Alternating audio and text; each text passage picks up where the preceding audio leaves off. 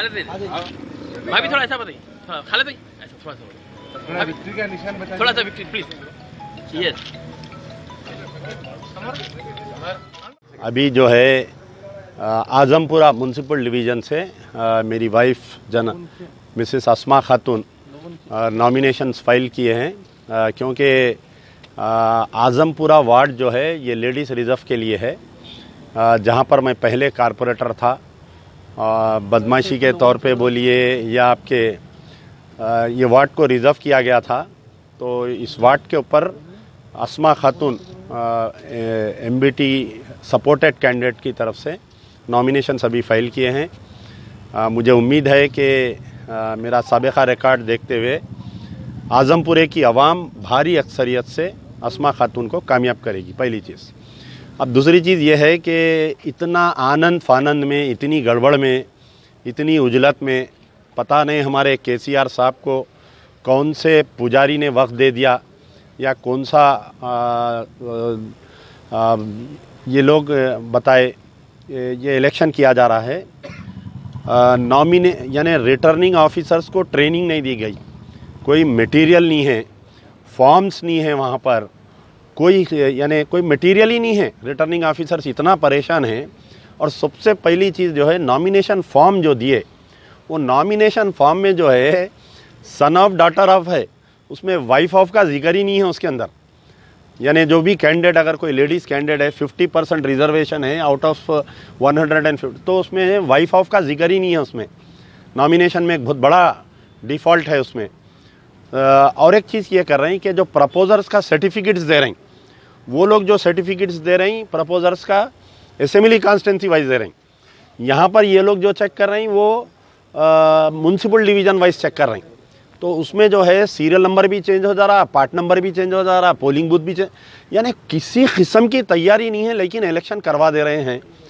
ये हालिया कोविड-19 से लोग परेशान हैं, फिर ऊपर से आपके ये जो हालिया बारिश हुई, more than 5 lakh voters of the old city और न्यू सिटी अभी घरों में नहीं है साहब। कौन आके वोट डालता बताइए? पूरा बाबा नगर खाली पड़ा हुआ है, आपके नसीब नगर, गुलशन इकबाल कॉलोनी, कृष्णा रेड्डी नगर, बालागंज, तालाब कट्टा, भवानी नगर, घरों में लोग अभी अंदर दाखिल नहीं हुए। और हमारे चीफ मिनिस्टर साहब को इलेक्शन करवाने का सुधर गया। यहाँ पर इलेक्शन इज़ नॉट इम्पॉर्टेंट, लोगों की जान वो है, तो इसके बावजूद इलेक्शंस करवाए। और एक साजिश की गई कि ना, आप देखिए कि 2 बॉडीज़ होते हैं इलेक्शन करवाने के लिए, एक होता है इलेक्शन कमीशन ऑफ इंडिया और एक होता है स्टेट इलेक्शन कमीशन, जो लोकल बॉडी से इलेक्शंस कराते हैं। मजलिस बचाओ तहरीक MBT जो है 1992 से रजिस्टर्ड है, इलेक्शन कमीशन ऑफ इंडिया में भी रजिस्टर्ड है, स्टेट इलेक्शन कमीशन में। यूनाइटेड आंध्रा जब तक था, हम जब तक भी इलेक्शन लड़े, तेलंगाना अलग होने के बाद में हालिया 2016 का जो इलेक्शन वो भी हम लड़े, हमारी बगैर इत्तला के हमारे को डी रिकग्नाइज कर दिया गया।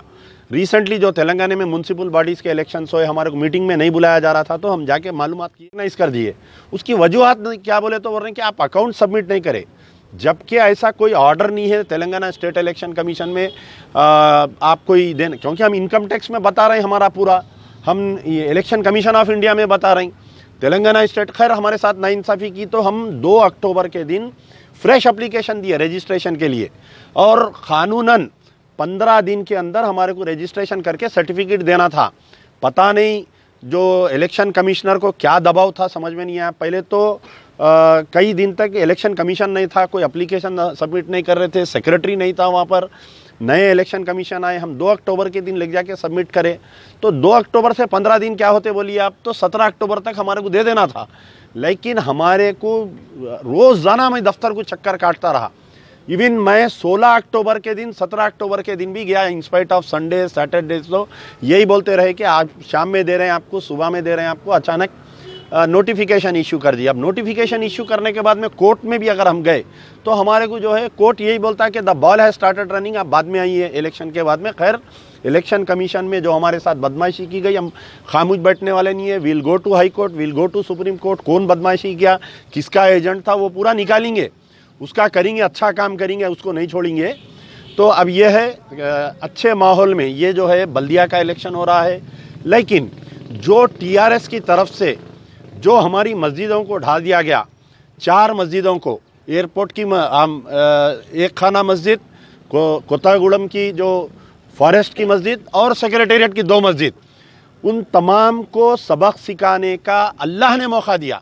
मेरे वालिद मरहूम अमानुल्लाह खान अक्सर कहा करते थे कि अगर किसी को अल्लाह ताला तबाही के रास्ते पर ले जाता है तो उसकी औलाद नहीं खींचता, उसकी शोहरत नहीं खींचता, उसकी जायदाद नहीं खींचता, सिर्फ और सिर्फ उसकी अक्ल पे पर्दा डाल देता।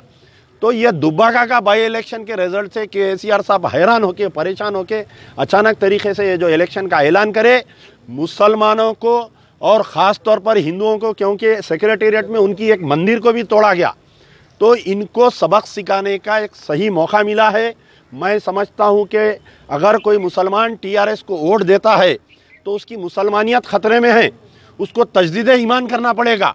उलमा मशाइखीन और ख़ास तौर पर वो बिरयानी उलमा मशाइखीन से मेरी गुजारिश है, खुदारा अब वक्त आ गया है, आपके ईमान को कसौटी पे घसने का वक्त आ गया है हर मुसलमान को।